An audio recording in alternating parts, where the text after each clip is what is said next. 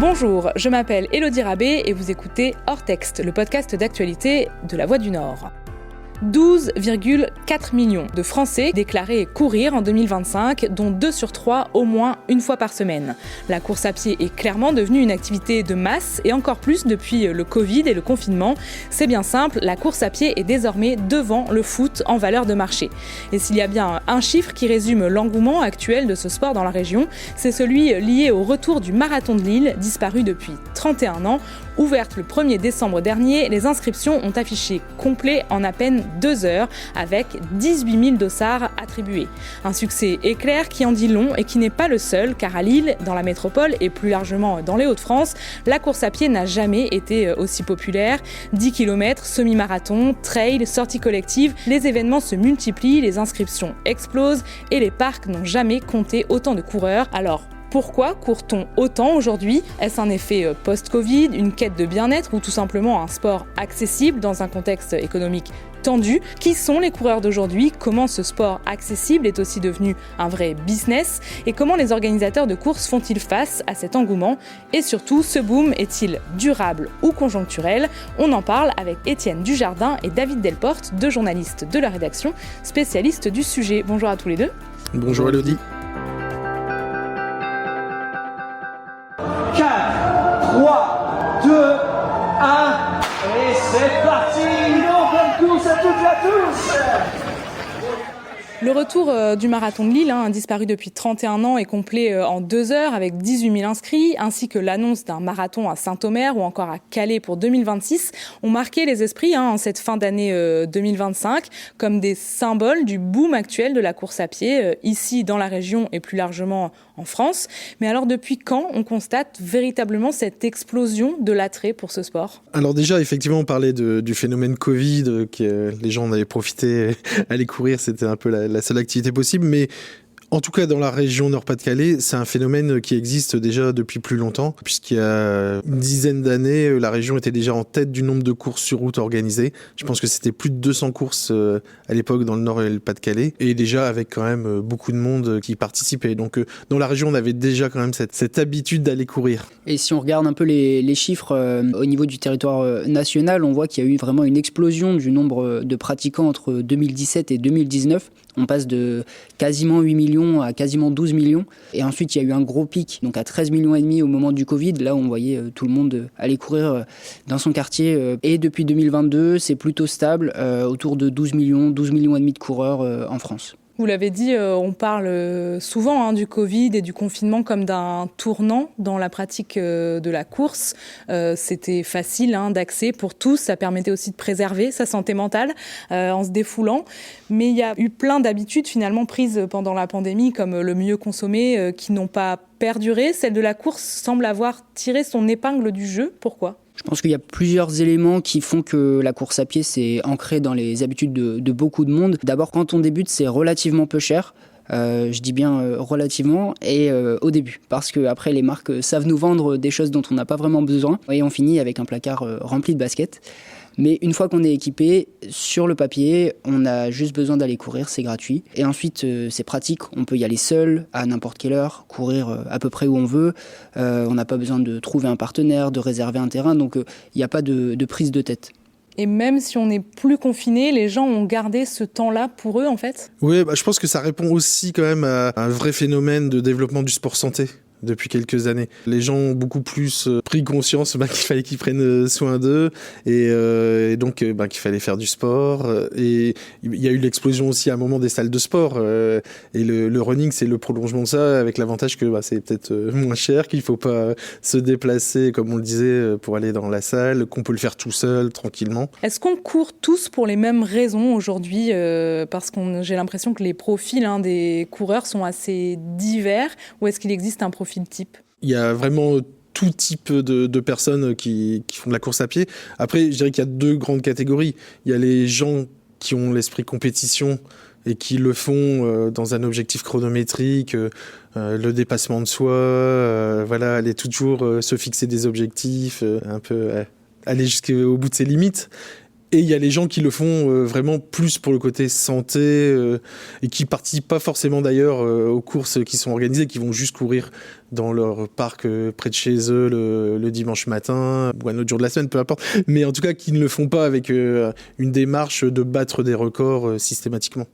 Les études montrent quand même que le public cible s'est largement rajeuni. 45% des coureurs sont âgés de moins de 35 ans. Les coureurs sont aussi de plus en plus des femmes, plus 13% en 5 ans. Est-ce que c'est des choses qu'on voit aussi dans les fédérations d'athlétisme, David, toi qui as l'habitude de contacter forcément les dirigeants de clubs, est-ce qu'ils voient aussi ce public-là venir chez eux ?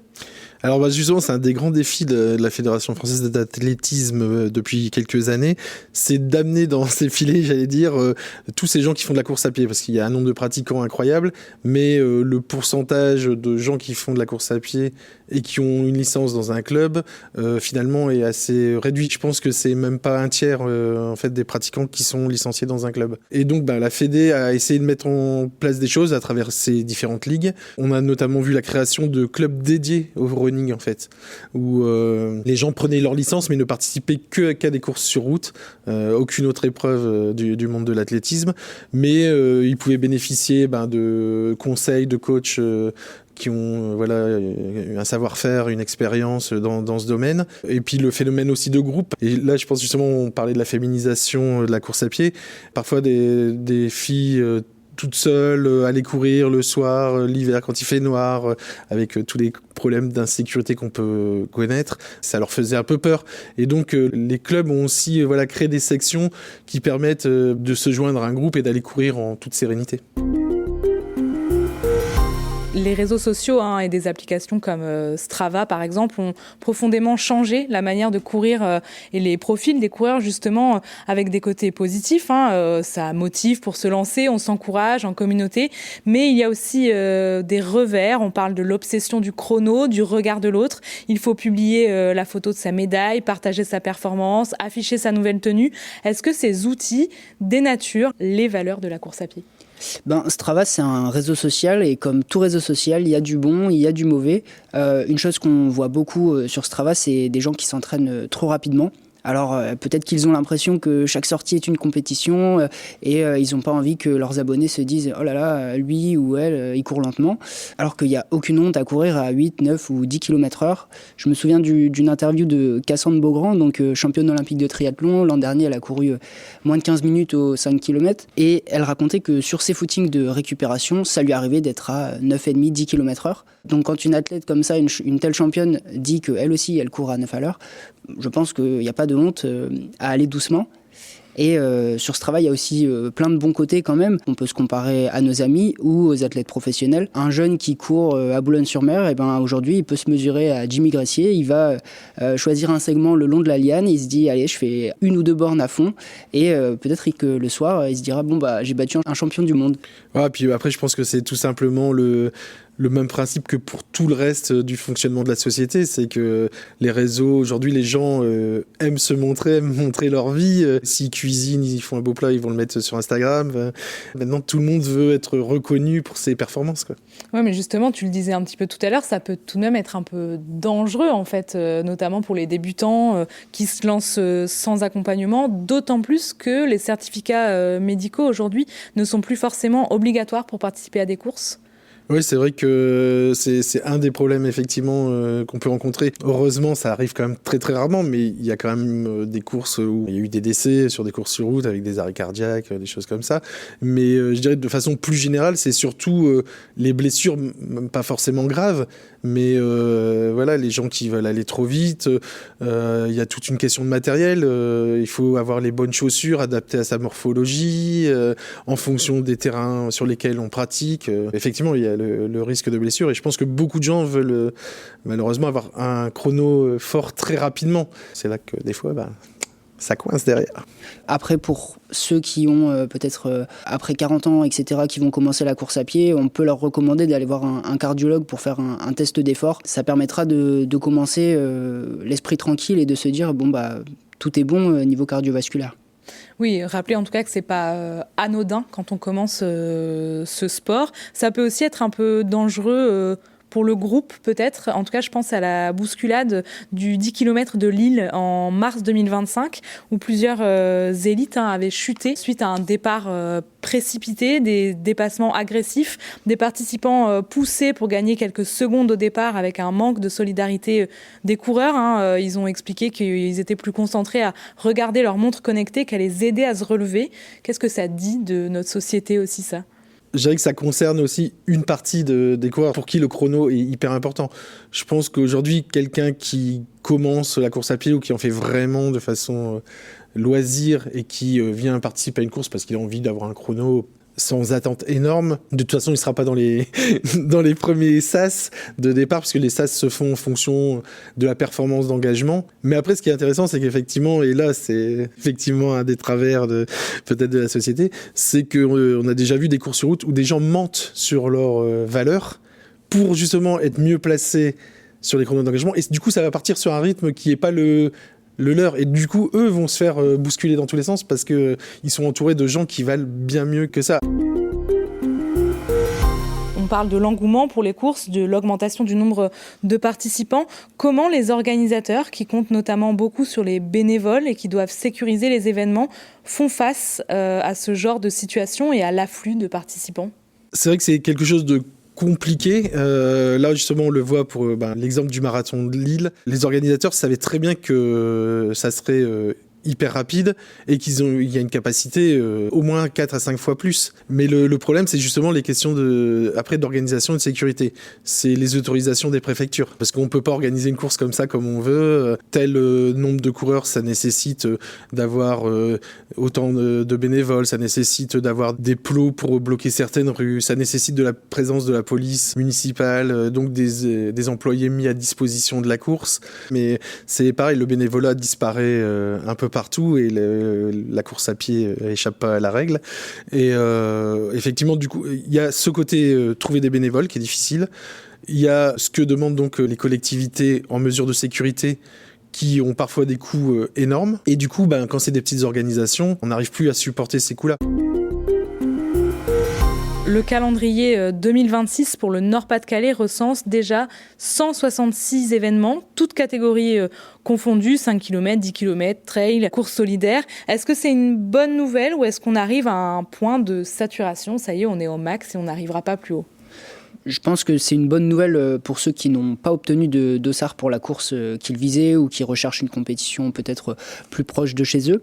Mais peut-être qu'à terme, certaines courses ne trouveront pas ou plus leur public. On en a parlé, le marathon de Lille, il y a eu un engouement énorme alors que le parcours, on ne le connaît pas. Il n'y a plus aucun dossard disponible, mais à côté de ça, on a la Route du Louvre, un autre marathon qui est organisé en mai dans la région.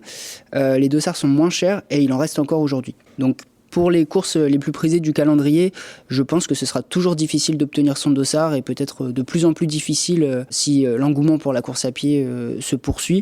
Et peut-être que oui, finalement, certaines courses vont devoir disparaître ou se renouveler pour perdurer. Je pense qu'il y a beaucoup de courses qui pourraient exister, essayent aujourd'hui de trouver une originalité. Ça peut être dans le parcours, ça peut être... il y a des villes où, par exemple, il y a des dégustations de vin pour les coureurs. En fait, beaucoup de coureurs aiment bien... quand il y a, j'allais dire, des animations. Si à la fin de leur course, ils peuvent faire quelque chose, c'est, on va dire, le double effet qui se coule, quoi. Et ça, les courses qui arrivent à amener différentes choses, je pense, sont celles aussi qui vont le mieux s'en sortir. Est-ce que dans ce contexte, le marathon de Calais et de Saint-Omer, qui arrive donc pour une première édition en 2026, vont trouver leurs coureurs ? Le temps nous le dira. Ça dépend de la date dans le calendrier, parce qu'un marathon, on ne peut pas en faire 6 dans l'année. En tout cas, pas dans un objectif de compétition et de chrono. Donc, ça dépend du parcours. Ceux qui veulent faire un chrono, il leur faut un parcours plat. C'est ce qui a été annoncé à Lille, on verra. Si c'est à la mer, ça va être magnifique, mais il y a du vent. Donc ça ralentit. C'est des paramètres à prendre en compte. Et après, peut-être que ça va être un marathon festif où là, en fait, il y a des milliers de coureurs qui veulent pas se prendre la tête avec le chrono et qui vont adorer et qui vont s'inscrire. En tout cas, le coureur a le choix. Oui, maintenant, et ça, c'est une bonne nouvelle. Ouais.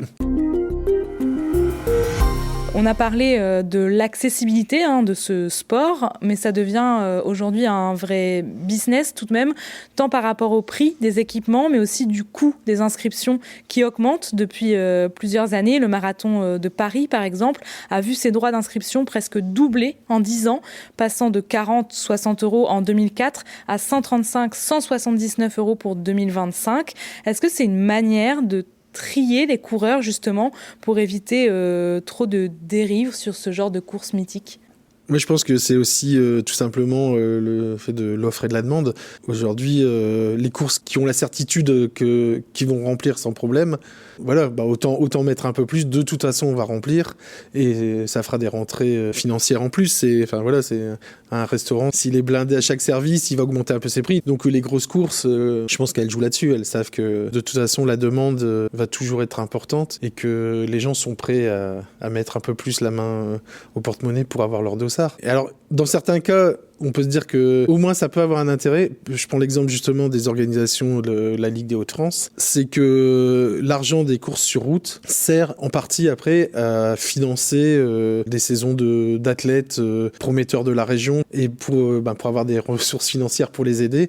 Elles récupèrent beaucoup d'argent justement sur ces organisations-là qui sont ensuite redistribuées dans les clubs ou à travers les athlètes. Et sur le prix d'inscription, je pense qu'on peut remercier les organisateurs du Marathon de Lille parce qu'ils savaient très bien qu'il y allait avoir une ruée sur les dossards et il y a sur les 18 000 dossards qui ont été vendus, il y en a 17 000 qui étaient à 65 €, ce qui est pas peu cher mais ce qui reste abordable pour un marathon de cette envergure. Je pense que les organisateurs pouvaient mettre le prix 20, 30, 40% plus haut, tous les dossards seraient partis peut-être un petit peu moins rapidement mais ils seraient tous partis et donc voilà, ils ont choisi ce prix-là, c'est plutôt bien pour les coureurs. Est-ce qu'il y a un risque aujourd'hui de voir du coup la course à pied devenir un sport moins accessible et plus dirigé vers les catégories sociales supérieures malgré l'image populaire de la course?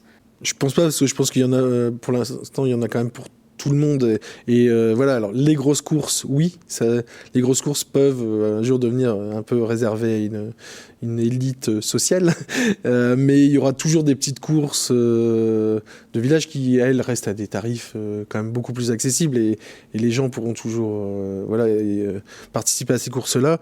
Et après, comme on disait dans le running, il y a aussi tous les gens qui participent pas à des compétitions officielles et qui sont pas impactés finalement par tout ça. Oui, je pense que pour les grosses courses, c'est déjà une majorité de gens qui vont être CSP+, on va dire. Mais comme l'a dit David, il y a plein de courses où l'ambiance est encore familiale, où on a une bière à l'arrivée et on discute avec les bénévoles et on passe plus de temps finalement à discuter après la course autour d'une table qu'à courir. Ça va rester. Pour finir, on est en janvier, période des bonnes résolutions. Certains d'entre nous vont peut-être se lancer justement dans la course à pied. Alors, quels conseils vous donneriez à un débutant pour bien commencer et ne pas tomber dans les dérives dont on a parlé justement? Je leur dirais qu'il vaut mieux courir 15 minutes 4 fois dans la semaine que 1 heure tous les dimanches. Et surtout au début de ne pas regarder la montre, vraiment l'allure on s'en fiche. Tant que c'est confortable pour vous, que vous savez à peu près parler, continuez. Si vous avez envie de marcher, vous faites 1 minute, 2 minutes de marche. Il faut y aller doucement. Le but des bonnes résolutions, c'est quand même de les tenir. Donc allez-y petit à petit et vous verrez, c'est un sport cool. Oui, puis je pense ne pas hésiter à aller vers des associations ou des clubs pour avoir des conseils de gens expérimentés, quitte même après, une fois qu'on a eu les bonnes informations, à vivre sa vie tranquillement de son côté. Mais je pense qu'au départ, c'est bien d'être conseillé. Merci beaucoup à tous les deux pour vos éclaircissements sur le sujet. Et si vous voulez vous lancer dans la course à pied, La Voie des Sports organise sa première édition de la course des 2 stades qui reliera le Stadium Lille Métropole à la mythique Decathlon Arena Stade Pierre-Mauroy. Ce sera les 25 et 26 avril et vous pouvez retrouver toutes les informations sur cette course sur notre site internet. De la même manière, le 23 février, le guide des courses hors stade sortira dans La Voie des Sports. C'est la fin de notre émission. Vous pouvez retrouver tous nos articles sur la course à pied, évidemment, sur notre site internet. Et si vous avez aimé cet épisode, n'hésitez pas à nous donner votre avis en commentaire ou à vous abonner sur votre plateforme d'écoute préférée. Hors texte, c'est le podcast d'actualité de La Voix du Nord à retrouver tous les jeudis.